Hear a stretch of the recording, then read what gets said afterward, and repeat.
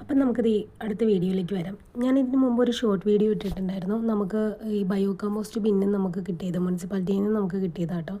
അപ്പോൾ ഇത് ഒട്ടുമിക്ക ആൾക്കാർക്കും ഇത് പഞ്ചായത്തിൽ നിന്ന് കേട്ടൊക്കെ കിട്ടിയിട്ടുണ്ടാവും. നമുക്ക് നല്ല റേറ്റ് കുറവിനാണ് കിട്ടുന്നത്.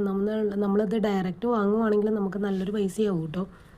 അപ്പോൾ ഇതിൻ്റെ കൂടെ എനിക്കൊരു ബയോ കമ്പോസ്റ്റ് എന്നും പറഞ്ഞുകൊണ്ട് നമുക്കൊരു ചകിരിച്ചോറ് പോലത്തെ ഒരു ഐറ്റം നമുക്കൊരു ചാക്കിൽ കിട്ടിയിട്ടുണ്ട്. 5 കിലോത്തിൻ്റെ ഒരു ചാക്ക്. അതിൻ്റെ അകത്ത് ഒരു ചെറിയൊരു പാക്കറ്റും ഉണ്ടായിരുന്നു കേട്ടോ. അത് നമ്മുടെ ഈ എനോക്കുലം പോലത്തെ എന്തോ ഒരു സംഭവമാണെന്ന് തോന്നുന്നു. ഒരു 100 ഗ്രാമിൻ്റെയൊക്കെ ഒരു പാക്കറ്റ് ഉണ്ടാവുള്ളൂ. 100 ഗ്രാമിൻ്റെ ഒരു പാക്കറ്റ് എനോക്കുലം. അത് നമ്മൾ ആ ചകിരിച്ചോറ് പോലത്തെ ആ ചാക്കിലേക്ക് നന്നായിട്ട് ഒന്ന് മിക്സ് ചെയ്ത് വെച്ചിട്ടുണ്ടായിരുന്നു. അപ്പോൾ ഇത് ഞാൻ ഉപയോഗിക്കുന്ന രീതിയാണ് കേട്ടോ കാണിച്ചിരുന്നത്. ഇത് ഏകദേശം ഒരു 10 ദിവസം കഴിഞ്ഞിട്ടുള്ള അപ്ഡേറ്റും ഞാൻ ഈ വീഡിയോൻ്റെ ഒപ്പം കാണിക്കുന്നുണ്ട്. അപ്പോൾ ഇത് പുഴു വരുന്നതൊക്കെ ഭയങ്കര അറപ്പുള്ള ആളുകൾക്കൊന്നും പറ്റത്തില്ല കേട്ടോ ഈ പരിപാടി. കാരണം ഇത് ഓൾറെഡി പുഴു വന്നാലാണ് നമ്മുടെ ഇതിൻ്റെ കമ്പോസ്റ്റിംഗ് മെത്തേഡ്സ് നമ്മൾക്ക് ക്ലിയർ ആയിട്ട് വരത്തുള്ളൂ. ഇതാണ് നമ്മുടെ ഇതിൻ്റെ കൂടെ കിട്ടിയ ബയോ ഡൈജസ്റ്റർ എന്ന് പറഞ്ഞ സംഭവം കേട്ടോ.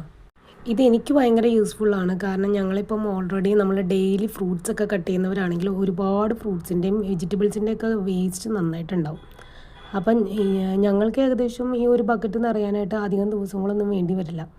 പിന്നെ നമ്മൾ കൂടുതൽ ചോറും കാര്യങ്ങളൊക്കെ ഒരുപാട് ബാക്കി വന്നു കഴിഞ്ഞാലുണ്ടല്ലോ, അപ്പോഴൊക്കെ നമുക്ക് ഈ 2-3 ദിവസമൊക്കെ അല്ലേ നമ്മൾ ചോറൊക്കെ തിളപ്പിച്ച് വിട്ടുള്ളൂ. അത് കഴിഞ്ഞ് കഴിഞ്ഞാൽ ചിലപ്പോൾ നമ്മൾ പിന്നെ അത് കളയാനല്ലേ നോക്കത്തുള്ളൂ. അങ്ങനെ എന്തെങ്കിലും ചീത്തയായ സാധനങ്ങളൊക്കെ ഫുഡൊക്കെ വരുമ്പോൾ നമുക്കിങ്ങനെ പുറത്തൊന്നും ഇടാൻ പറ്റത്തില്ല.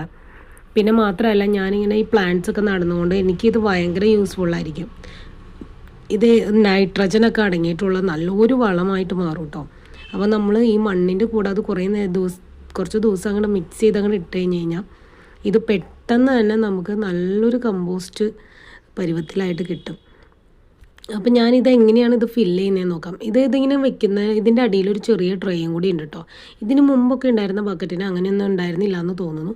പക്ഷേ ഇതിൻ്റെ അടിയിൽ ആ ബ്ലൂ കളറ് ആ ഒരു അടിഭാഗം കാണുന്നതിൻ്റെ അടിയിലൊരു ചെറിയ ട്രേ ഉണ്ട്. ആ ട്രേക്കകത്ത് ഒരുപാട് വെള്ളമൊന്നും വീഴത്തില്ല. 1 ലിറ്റർ വെള്ളമൊന്നും കഷ്ടിച്ച് അതിനകത്ത് ഉണ്ടാവുള്ളൂ. 1 ലിറ്റർ വെള്ളമൊന്നും കയറില്ല. അതായത് എനിക്കിപ്പോൾ അതൊരു 2 ദിവസം കൂടുമ്പോൾ ഞാൻ ആ വെള്ളം എടുത്തിട്ട് ഇരട്ടി ഒരു 2 ഇരട്ടി വെള്ളം ചേർത്ത് 2-3 ഇരട്ടി വെള്ളം ചേർത്തിട്ട് ഞാനത് ചെടികൾക്ക് ഒഴിക്കുകയാണ് ചെയ്യുന്നത്. അപ്പോൾ ആദ്യം ഞാൻ ആ ചെറിയ പാക്കറ്റിലുള്ള ഡൈജസ്റ്ററും കൂടി മിക്സ് ചെയ്ത് വെച്ചിട്ടും ഞാൻ ആ കമ്പോസ്റ്റ്, അതായത് നമ്മുടെ ചകിരിച്ചോറ് ഞാൻ ആദ്യം ഒരു ലെയർ ഇട്ടു കേട്ടോ. അപ്പോൾ ഇതിൻ്റെ അടിയിലൊക്കെ ചെറിയ ഹോളുകളുണ്ട്, സൈഡിലും ചെറിയ ഹോളുകളുണ്ട്. അത് നമുക്ക് ഈ ഒരു ബ്ലാക്ക് കളറ് ലാർവ പോലത്തെ ഒരു ചെറിയ പ്രാണി വരും. ആ പ്രാണി വന്ന് ഇതിനകത്ത് ഇരുന്ന് മുട്ടയിട്ടിട്ടാണ് നമുക്ക് ഈ പുഴുക്കളൊക്കെ കൂടുതൽ വരുന്നത്.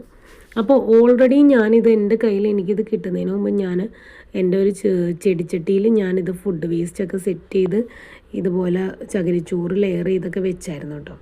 അപ്പോൾ ഓൾറെഡി ഞാൻ അങ്ങനെ ചെയ്തത് കൊണ്ട് തന്നെ ഞാൻ അങ്ങനെയാണ് ചെയ്തുകൊണ്ടിരുന്നത്. കാരണം എൻ്റെ പഴയ കമ്പോസ്റ്റ് ബിൻ പൊട്ടിപ്പോയായിരുന്നു. അപ്പോൾ അങ്ങനെ ചെയ്തുകൊണ്ട് ഓൾറെഡി അതിനകത്ത് തന്നെ കുറച്ച് പുഴുക്കളുണ്ടായിരുന്നു.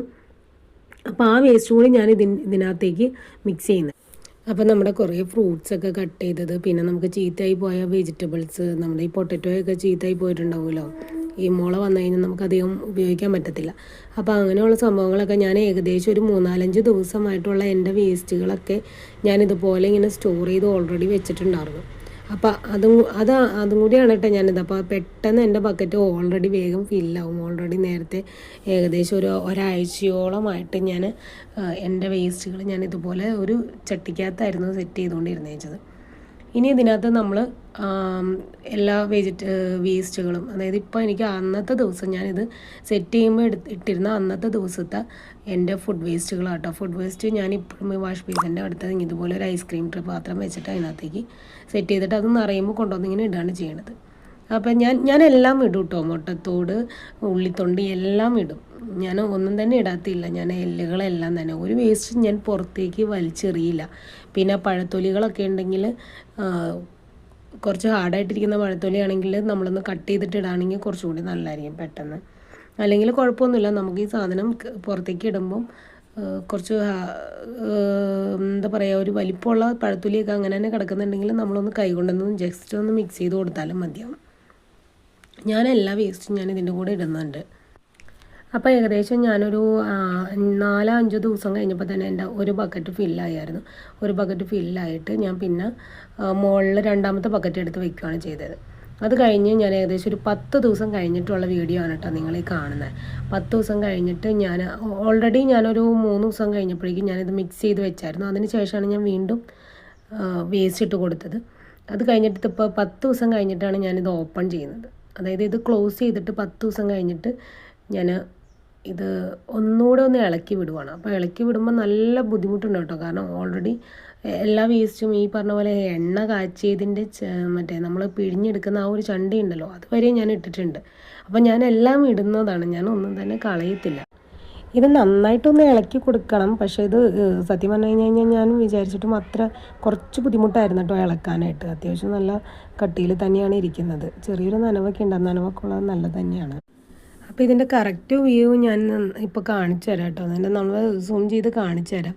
പിന്നെ കണ്ട അത്യാവശ്യം നല്ല രീതിയിലുള്ള പുഴുക്കളൊക്കെ വന്നിട്ടുണ്ട്. പുഴുക്കൾ നന്നായിട്ട് ഉണ്ടായാൽ മാത്രമാണ് നമുക്കിതിൻ്റെ ആ ഒരു കമ്പോസ്റ്റിംഗ് പ്രോസസ്സ് നല്ല രീതിയിൽ നടക്കുകയുള്ളൂ കേട്ടോ. അപ്പോൾ ഇതിൻ്റെ അടിയിലൊരു ട്രേ ഉണ്ടെന്ന് ഞാൻ പറഞ്ഞില്ലേ, ആ ട്രേയിലുള്ള ഒരു വാട്ടറാണ് ഈ കാണുന്നത്. ഇതിപ്പോൾ ഏകദേശം ഞാൻ പറഞ്ഞില്ലേ 2 ദിവസം 3 ദിവസമൊക്കെ കൂടുമ്പോൾ ഞാൻ ആ ട്രേയിലുള്ള വാട്ടർ ഞാൻ എടുക്കും. അതിനകത്ത് ഓൾറെഡി കുറച്ച് പുഴുക്കളൊക്കെ വീണിട്ടുണ്ടാവും. അതൊന്നും കാര്യമാക്കണ്ട. ഇതിപ്പോൾ ഓൾറെഡി ഞാൻ തലേദിവസത്തെ കഞ്ഞോളമൊക്കെ എടുത്ത് വെച്ചിട്ടുണ്ട്. അപ്പോൾ ആ കഞ്ഞിവെള്ളത്തിലേക്കാണ് ഞാൻ ഈ സ്ലറി എടുത്ത് മാറ്റുന്നത്. ഈ സ്ലറി നല്ലൊരു വളമായിരിക്കും. ലൈക്ക് ചെയ്യാനും സബ്സ്ക്രൈബ് ചെയ്യാനും മറക്കരുത് കേട്ടോ.